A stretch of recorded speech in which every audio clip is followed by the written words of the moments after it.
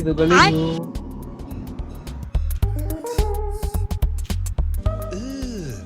ಗಲೀಜು.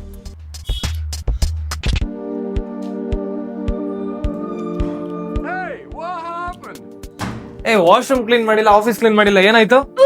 Sir clean ಮಾಡೋದು ತುಂಬಾ ಡಿಮ್ಯಾಂಡ್ ಮಾಡ್ತಾರೆ. ವಾಶ್ರೂಮ್ ಕ್ಲೀನ್ ಮಾಡಕ್ 500 ರೂಪಾಯಿ ಎಕ್ಸ್ಟ್ರಾ ಕೇಳ್ತಾವ್ರೆ. ಸೊ ಬೇರೆ ಏನಾದ್ರು ಹುಡ್ಕುದ್ರಾ? ಏನಾದ್ರು ಮಾಡಿದ್ದೀರಾ? ಏನ್ ಪ್ಲಾನ್ ಮಾಡಿದ್ದೀರಾ? ಸರ್ ಬನ್ನಿ ಇಲ್ಲಿ ತೋರಿಸ್ತೀನಿ ಒಂದು.